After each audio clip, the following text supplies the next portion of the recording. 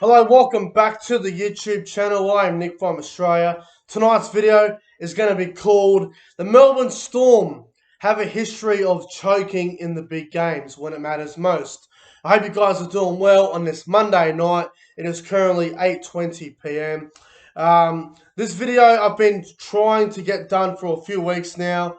So this is something I really want to do. I want to talk about this because everyone says every year, the Melbourne Storm are unbeatable. The Melbourne Storm are untouchable. I'm here to tell you tonight that the Melbourne Storm have a history of choking. They really do. I've got the facts here. I've got everything I need to explain. They have a history of choking, and history does not lie. So, look, if you're a Melbourne fan, you might be offended by this video. So if you're a Melbourne fan, you probably don't want to watch. So don't go off your head in the comment section below if you're a Melbourne fan. Don't lose your mind. Just if you do watch it, if you are a Melbourne fan and you do watch it, then I'm more than happy for you to comment your opinion, but don't abuse me if you don't agree. But without further ado, let's get straight into the video, and I want to go back to 2006. Now, in 2006, the Melbourne Storm finished that season with a record of 20 wins and 4 losses. They finished the competition that season on 44 points. They were the minor premiers.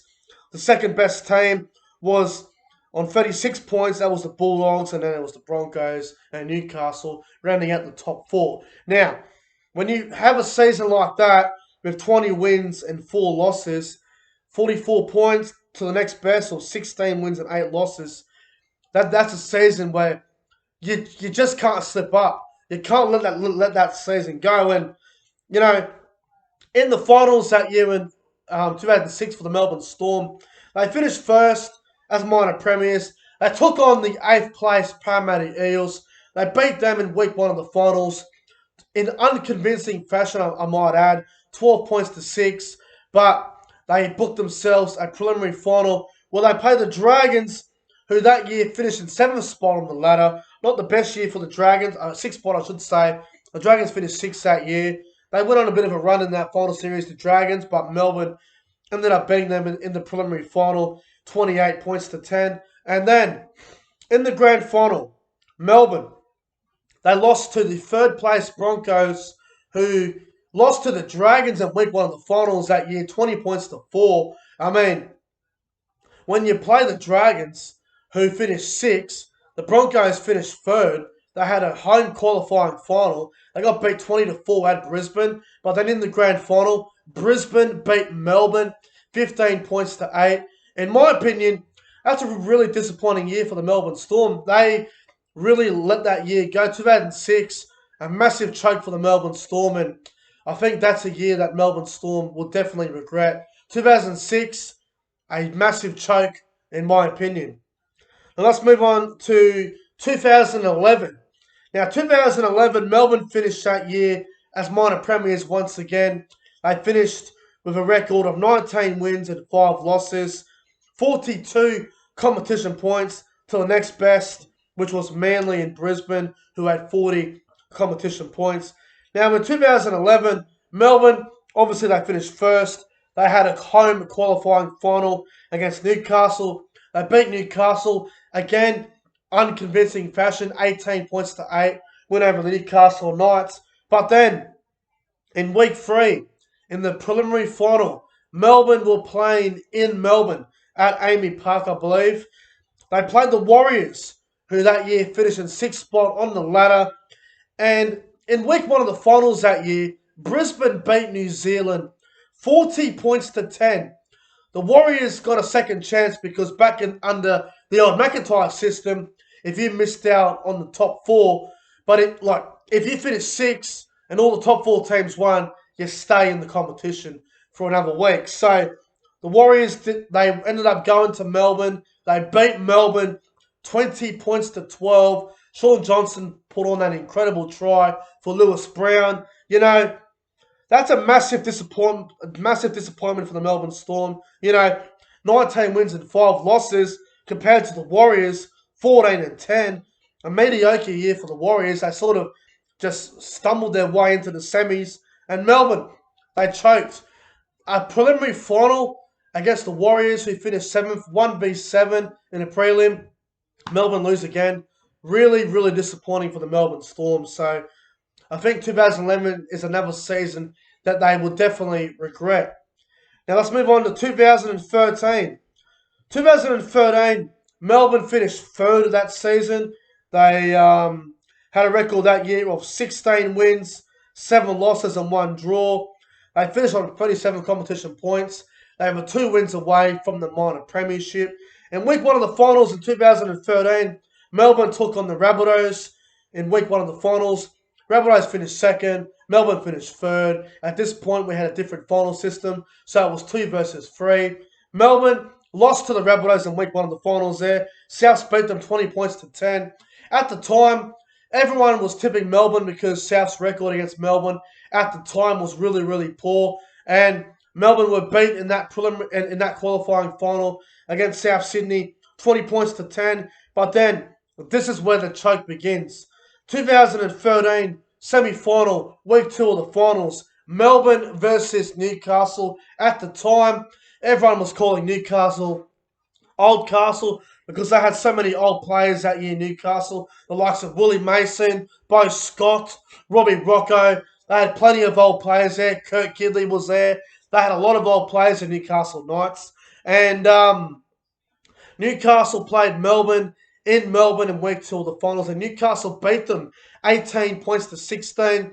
Although Newcastle did lead 18-4 at one stage during that game. You know, the other thing as well, in 2012, Melbourne were the premiers. 2013, they were trying to defend their title and go back-to-back. And they lost to Souths week 1 of the finals in Sydney. And then they lost to Newcastle in Melbourne, which I don't think Newcastle had ever won in Melbourne at the time. So, 2013, a massive, massive choke against Newcastle. And Newcastle finished 7th that year as well. They only got into the finals because I think they had a few results go their way. They had a pretty mediocre year, Newcastle. Melbourne, 2013, a massive, massive disappointment. Premiers of 2012, go out in straight sets in 2013. That's a choke right there. Now, 2014, another disappointing year for the Melbourne Storm. They were on a little bit of a decline in 2014, Melbourne, but this was a disappointment as well. They finished 6th in 2014 with a record of 14-10. They finished on 32 competition points. They took on the Canterbury Bankstown Bulldogs in week 1 of the finals there in the elimination final on a Sunday afternoon. Now, Melbourne finished 6th. Canterbury finished 7th. Melbourne were heavy favourites going into this game. Bulldogs had absolutely no form going into this. I believe that they lost about 3 or 4 games in a row going into this game. Melbourne were on a bit of a roll. Everyone was saying that they were the dark horse of the 2014 final series. Melbourne got absolutely pumped, 28 points to 4 against the 7th place Bulldogs in the elimination final in Melbourne. Such a disappointing final series for Melbourne. Seriously, that's so bad. Like, you finished 6th, you played the Dogs, you finished 7th. Dogs lost like 3 or 4 straight going into that final series. Melbourne lose 28-4. Tim Laffey had a hat-trick. 2014, a really disappointing year for the Melbourne Storm. Another choke there from Melbourne. And then, in 2015, Melbourne, once again, they finished in 4th place on the ladder that year. A record of 14-10. They finished on 32 competition points as well that season. And in 2015, Melbourne finished 4th. They played the Roosters, who finished 1st that year as minor premiers. Melbourne beat the Roosters at Allianz Stadium in the qualifying final, 20 points to 18. Melbourne booked themselves a home preliminary final against the Cowboys. They played the Cowboys in Melbourne. The Cowboys did finish higher on the ladder that year, but Melbourne, a week off, a home preliminary final. They play the Cowboys. They get pumped by the Cowboys, 32 points to 12. Jonathan Thurston, masterclass. Yes, the GOAT JT. Seriously, they beat the minor premiers, the Roosters, in week 1. They had a week off. They were in the preliminary final. They were fresh. They were ready for the Cowboys. The Cowboys pumped them 32-12. That's disappointing.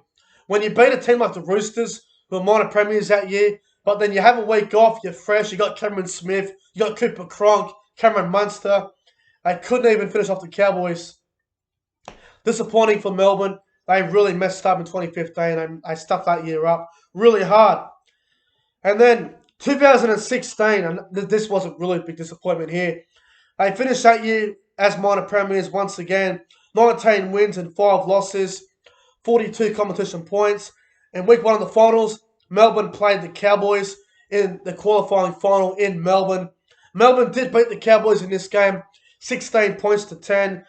They would book themselves a home preliminary final against the Canberra Raiders. Canberra finished second that year. They did just sneak past Canberra in that game, 14 points to 12.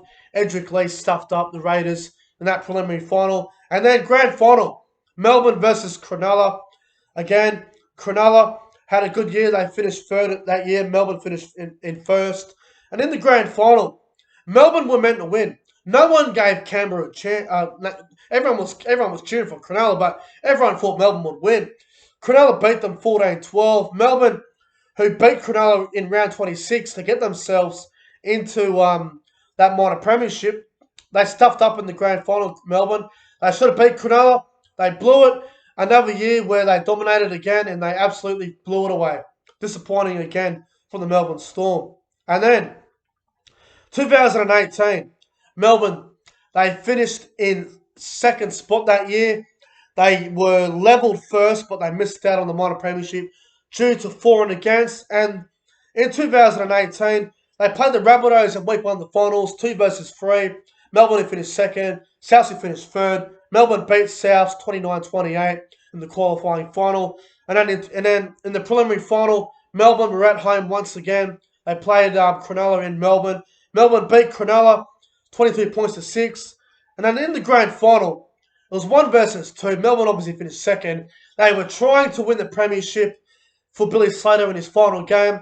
Luke Keary had a masterclass.